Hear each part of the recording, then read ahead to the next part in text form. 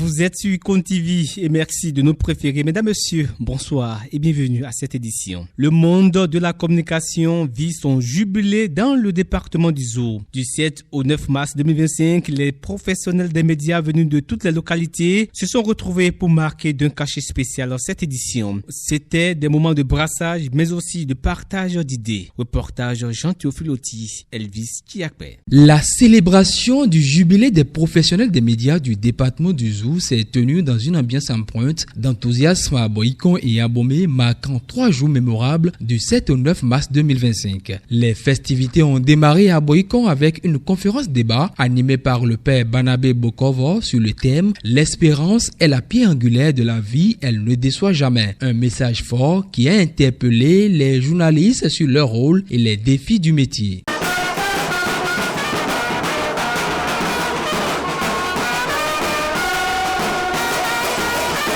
Au lendemain, place à la solidarité et à la fraternité, une caravane festive a sillonné la ville avant une halte au centre Saint-Camille où les hommes et femmes des médias ont témoigné leur soutien aux résidents. Le thème central autour duquel nous avons commencé par réfléchir depuis avant-hier, c'est que l'espoir est permis. C'est sous ce thème que nous sommes en train de nous jubiler, de fêter ce jubilé des médias. Et comme nous le savons très bien, nul n'est heureux tout seul.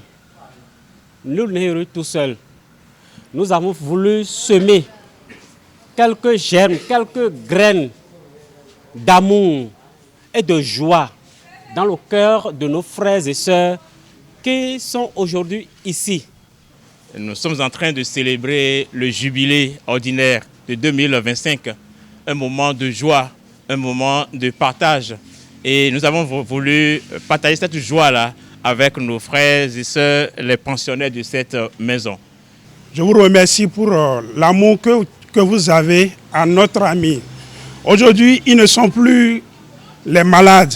Pour renforcer ces moments intenses, une messe pontificale a été dite à la cathédrale d'Abomey par Monseigneur Eugène Cyril Rondécan. Un temps de recueillement et de communion suivi d'un déjeuner de partage, symbole d'une fraternité renforcée entre les hommes des médias. La leçon qu'on peut déjà retenir de ces jours de jubilé, cette leçon est grande et on ne saurait le dire parce que c'est une joie que la communauté catholique a apporté dans les cœurs des journalistes du Zou. La presse béninoise, en général et particulièrement celle du Zou, doit prendre une conscience à travers ce jubilé et doit savoir que nous devons nous retrouver dans un creuset. Pour moi, c'est une occasion pour nous de nous retrouver et ça montre qu'on a en nous la potentialité qu'il faut pour se réunir et passer ensemble un message. Le message de bien vivre ensemble.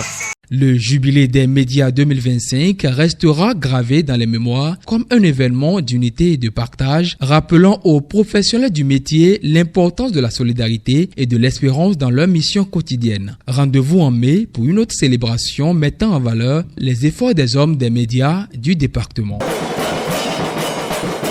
Parlons à présent des fake news ou encore fausses informations sur les réseaux sociaux qui prennent de l'ampleur. Devant la prolifération de fausses informations, il faut faire beaucoup attention. Quelle attitude le citoyen doit avoir au regard de cette situation? Suivez les avis de quelques-uns. J'ai l'habitude de confirmer si c'est de vraies informations lorsque c'est signé soit par un journal professionnel, soit par une page certifiée. Aujourd'hui, les réseaux sociaux sont pourris.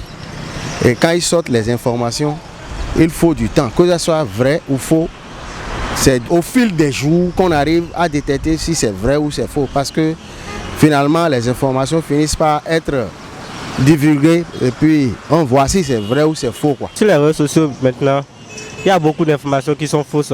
Les vraies informations sont à la télé et à la radio. Avec les portables Android aujourd'hui, quand une nouvelle arrive, on dramatise cela, on en fait une fausse nouvelle qu'on propage dans le monde entier.